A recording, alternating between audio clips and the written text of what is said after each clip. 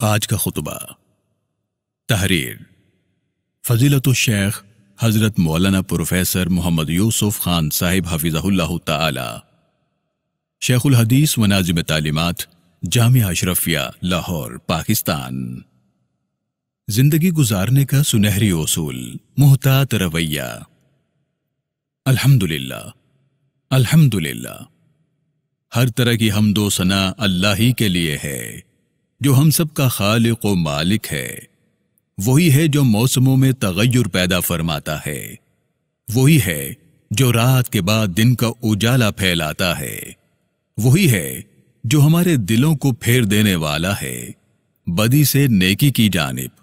جھوٹ سے سچ کی جانب، ظلمت سے نور کی جانب۔ میں گواہی دیتا ہوں کہ اللہ کے سوا کوئی الہ نہیں، وہ واحد ہے، اس کا کوئی شریک نہیں۔ میں یہ بھی گواہی دیتا ہوں کہ حضرت محمد مصطفیٰ صلی اللہ علیہ وسلم اللہ کے بندے، اس کے چنیدہ رسول ہیں۔ بعد ازاں حضرت عائشہ صدیقہ رضی اللہ تعالیٰ عنہ سے روایت ہے کہ ایک شخص نے رسول اللہ صلی اللہ علیہ وسلم سے ملاقات کی اجازت چاہی۔ آپ صلی اللہ علیہ وسلم نے ہم لوگوں سے فرمایا کہ یہ اپنے قبیلے کا برا فرزند ہے، یا فرمایا کہ یہ شخص اپنے قبیلے کا برا آدمی ہے۔ پھر آپ صلی اللہ علیہ وسلم نے فرمایا کہ اس کو آنے کی اجازت دے دو۔ پھر جب وہ آ گیا تو آپ صلی اللہ علیہ وسلم نے اس کے ساتھ گفتگو بہت نرمی سے فرمائی۔ جب وہ چلا گیا تو ام المومنین سیدہ عائشہ صدیقہ رضی اللہ تعالیٰ عنہ نے آپ صلی اللہ علیہ وسلم سے عرض کیا کہ یا رسول اللہ، آپ نے تو اس شخص سے بڑی نرمی کے ساتھ بات کی، اور پہلے آپ نے اسی کے بارے میں وہ بات فرمائی تھی کہ وہ اپنے قبیلے کا بہت برا آدمی ہے۔ آپ صلی اللہ علیہ وسلم نے ارشاد فرمایا کہ اللہ کے نزدیک درجے کے لحاظ سے بدترین آدمی قیامت کے دن وہ ہوگا جس کی بد زبانی اور سخت کلامی کے ڈر سے لوگ اس کو چھوڑ دیں، یعنی اس سے ملنے اور بات کرنے سے گریز کریں۔ اسے امام بخاری، امام مسلم اور امام ابو داود نے روایت کیا ہے۔ میرے پیارے ایمانی بھائیوں، رسول اللہ صلی اللہ علیہ وسلم کے جواب کا حاصل یہ ہے کہ اگر کوئی آدمی شریر اور برا بھی ہو تب بھی اس سے بات نرمی اور شریفانہ طریقے سے ہی کرنی چاہیے، ورنہ بد زبانی اور سخت کلامی کا نتیجہ یہ ہوتا ہے کہ آدمی ایسے شخص سے ملنے اور بات کرنے سے گریز کرنے لگتے ہیں، اور جس شخص کا یہ حال ہو وہ اللہ کے نزدیک بہت برا آدمی ہے، اور قیامت کے دن اس کا حال بہت برا ہوگا۔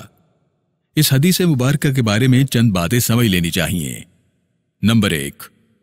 رسول اکرم صلی اللہ علیہ وسلم نے اس شخص کے آنے سے پہلے اس کے برے آدمی ہونے کی اطلاع اپنے پاس والوں کو غالباً اس لیے دی تھی کہ وہ اس کے سامنے محتاط ہو کر بات کریں اور کوئی ایسی بات نہ کر بیٹھیں جو کسی شریر اور برے آدمی کے سامنے نہ کرنی چاہیے، اور ایسی کسی مصلحت سے کسی شخص کی برائی سے دوسروں کو خبردار کرنا غیبت میں داخل نہیں ہوتا، بلکہ اس کا حکم ہے۔ چنانچہ ایک حدیث مبارکہ میں آتا ہے کہ رسول اللہ صلی اللہ علیہ وسلم نے فرمایا، فاجر و بدکار آدمی میں جو برائی ہے اس کا لوگوں سے ذکر کر دو تاکہ اللہ کے بندے اس کے شر سے محفوظ رہ سکیں۔ نمبر 2، اس حدیث مبارکہ سے یہ بھی معلوم ہوتا ہے کہ جس آدمی کا شریر اور برا ہونا معلوم ہو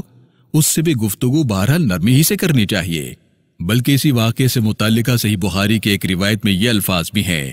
جس کا مطلب یہ ہوا کہ آپ صلی اللہ علیہ وسلم نے اس آدمی سے شگفتگی اور خنداروئی کے ساتھ ملاقات اور بات چیت کی۔ اس سے معلوم ہوا کہ بعض لوگوں کا یہ خیال کہ جن لوگوں کی برائی اور بدکرداری ہم جانتے ہوں ان سے اچھی طرح ملنا بھی نہیں چاہیے، یہ صحیح نہیں۔ رسول اللہ صلی اللہ علیہ وسلم کے مشہور صحابی حضرت ابو دردہ رضی اللہ تعالیٰ عنہ سے خود امام بخاری رحمہ اللہ نے نقل کیا ہے کہ وہ فرماتے ہیں،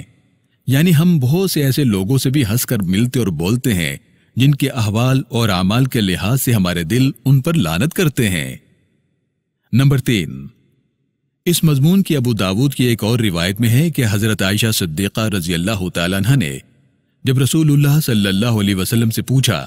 کہ جس آدمی کے بارے میں آپ نے خود فرمایا تھا کہ یہ بہت برا آدمی ہے، اس سے آپ نے ایسی بشاشت اور شگفتگی کے ساتھ ملاقات کیوں کی؟ تو آپ صلی اللہ علیہ وسلم نے جواب ارشاد فرمایا، اے عائشہ، اللہ تعالیٰ بد زبان اور فحش کو آدمی کو دوست نہیں رکھتا۔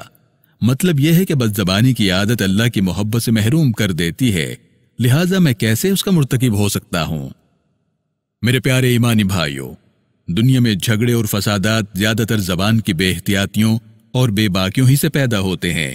اور جو بڑے بڑے گناہ آدمیوں سے بکثرت سرزد ہوتے ہیں ان کا تعلق بھی بیشتر زبان ہی سے ہوتا ہے۔